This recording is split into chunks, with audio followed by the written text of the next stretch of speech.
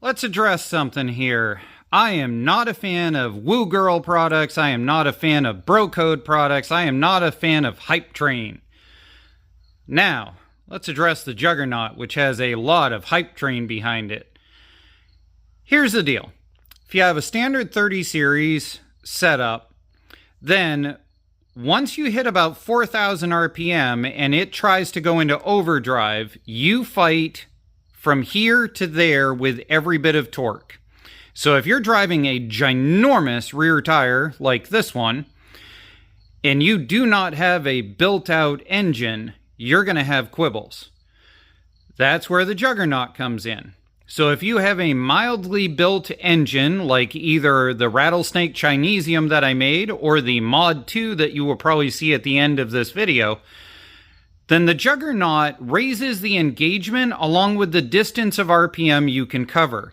So you go from 1,800 to 4,000 to 2,400 to 6,000 before you start fighting with the overdrive directly to your rear tire.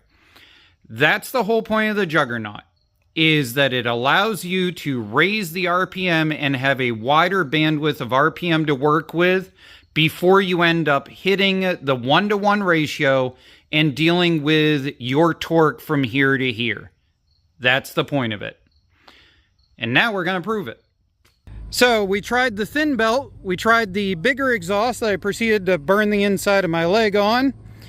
At this point, everybody wants to see Juggernaut. So we're going to swap a Juggernaut on and we're going to see if that helps me. I only got a second in order to get this loaded on here in order to get going. But I wanted to point out that in order to get this on correctly, I actually had to go up a 1/2 inch size in my bolt. So these are 5/16 by 24 by 2.5 in order to be able to mount this. So the 30 series worked with a 2-inch. The Juggernaut works with a 2.5.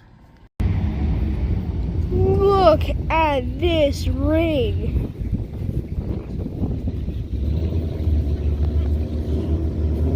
This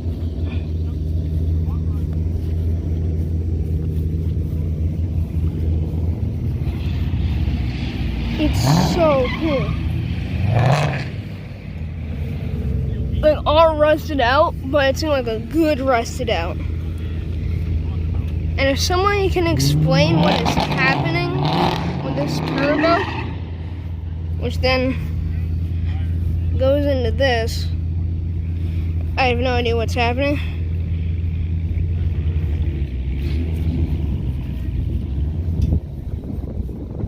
But if you look in the interior,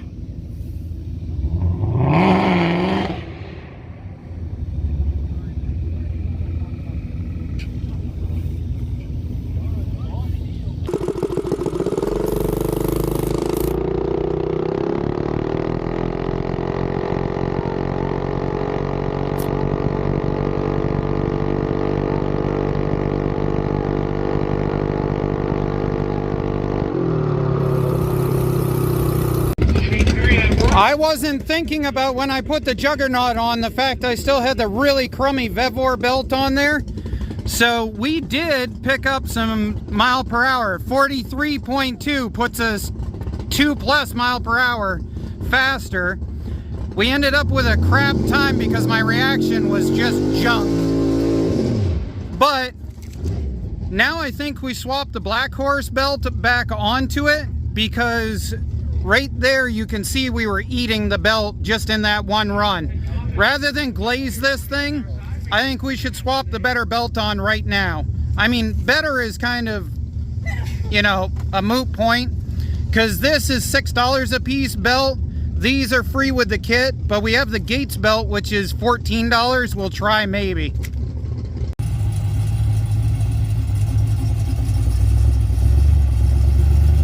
So guys, I've been consorting with the crew here, and basically the Chinesium build is cool. It was only $60 cheaper than the American build though. The Juggernaut made a huge difference, and the Juggernaut mixed with a BLACKHORSE belt brought us to 45 miles per hour, basically.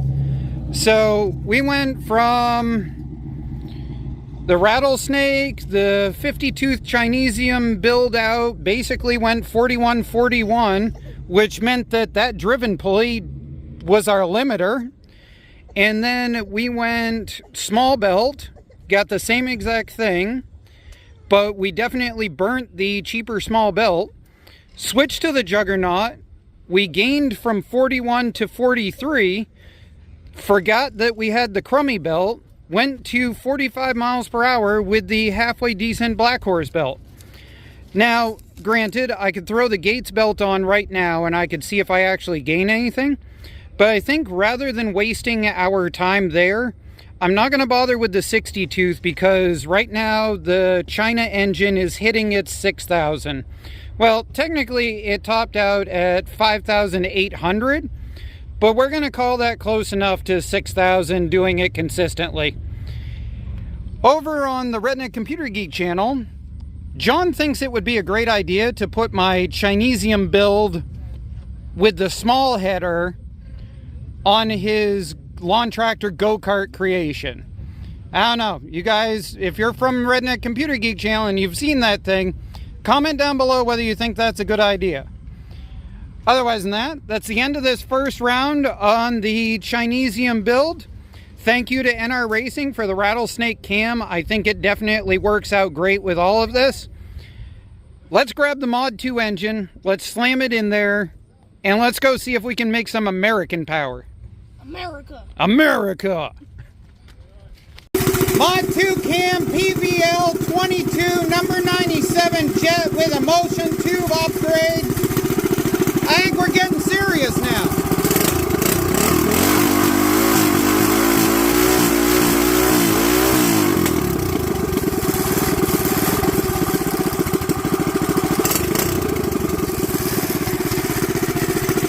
Now if we can just get all that to go through the torque converter.